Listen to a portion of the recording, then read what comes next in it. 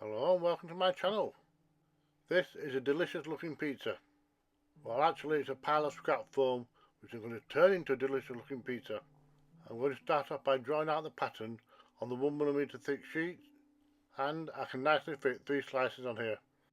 This isn't my first time making fake food either.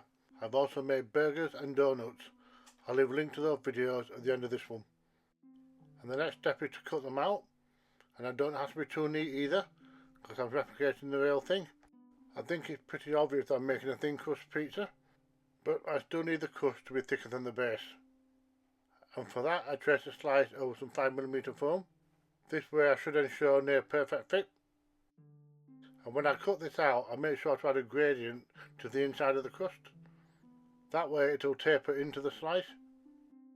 And once again, these don't need to be exact, they need a bit of randomness to them to make them look organic. And once I have all 3 of them cut out, I can glue them in place. I normally use contact cement for this, but I need to dig it out.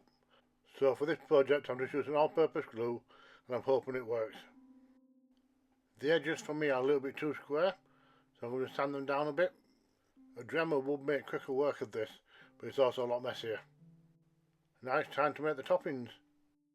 I found this round lid which I'm going to use as a template for the pepperoni, and I'm making these out of my 1mm offcuts. Waste not, want not. Out of the 5mm thick foam, I'm going to make some sliced peppers. These will also be cut down and curved. I'm also going to sacrifice one of these to make some chopped peppers. And you can see my very rough example at top of how things will look when they're all together. I found a smaller tube to trace around for the jalapenos. And once again for this I'm using the 5mm foam. These came out a little bit too thick, so I sliced them in half. And now they look more like they've been sliced by a chef. Then using a paint pen I draw on the pattern. Then it's just a matter of cutting it out and scoring it in the correct places. And don't forget, they will look more realistic once painted, because at this stage they look more like steering wheels from toy cars. So it's just a matter of trusting the process. And once again everything is a little bit too perfectly shaped. So I'm dropping all these pieces into a dish, and I'm going to give it a blast with the heat gun. This should help melt away the excess and give everything a little bit of a curve. I also do the same thing to the pizza slices. This stops everything being perfectly flat and smooth. I will also repeat this process again just before going to painting. Next I open up a packet of foam clay. I first shape it so it roughly resembles a triangle. Then it's just a matter of spreading it out until it fills the whole pizza slice. This one is going to be plain cheese, so I need to try and replicate that. So I've basically got to make it uneven and lumpy. And using a little bit of water I can smooth it out and get rid of my fingerprints.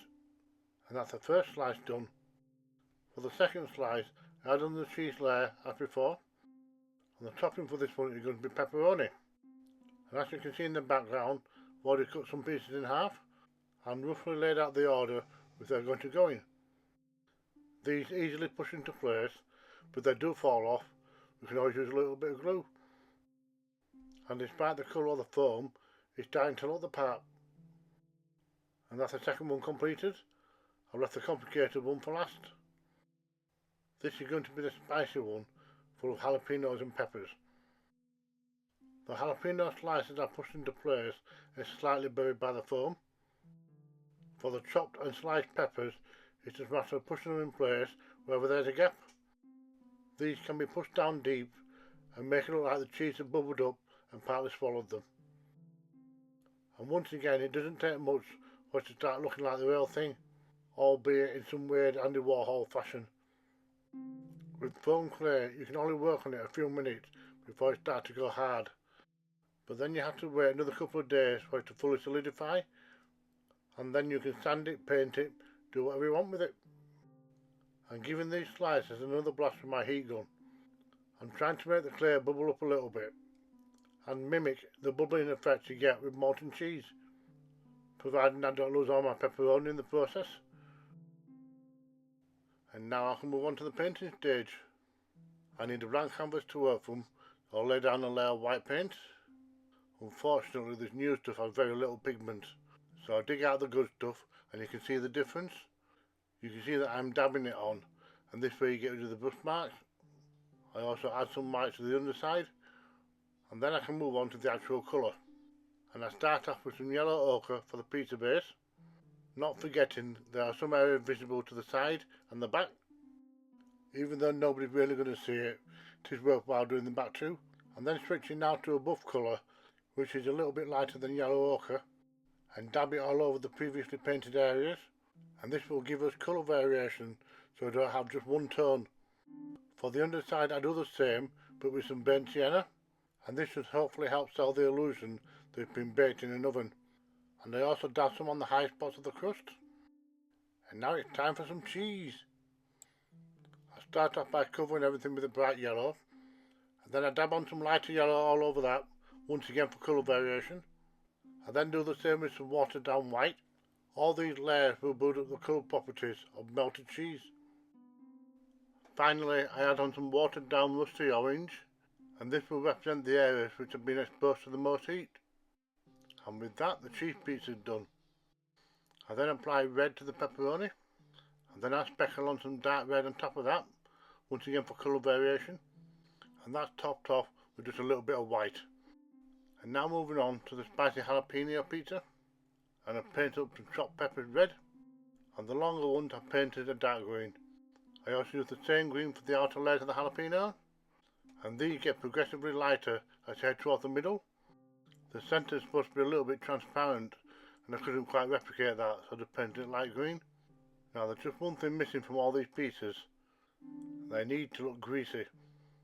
So I brush on some satin varnish over everything which is in the bread part. This just helps sell the illusion that these are organic and not made out of foam. There we have it. 3 completed, realistically looking pizza slices. Although the spicy jalapeno one could do with a little bit more work, I do think that the other two, in the right setting, could easily fool people. This isn't the first time I've made realistic looking foods out of foam. I've also made burger and fries, as well as some donuts. So if you want to check out those videos, I'll leave a link at the end of this one.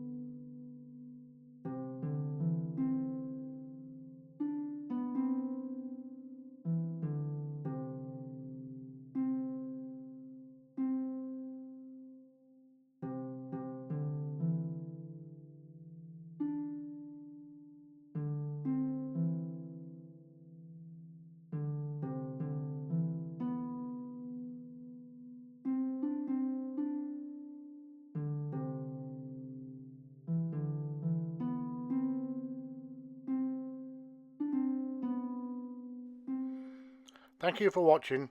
Don't forget, if I can do it, so can you.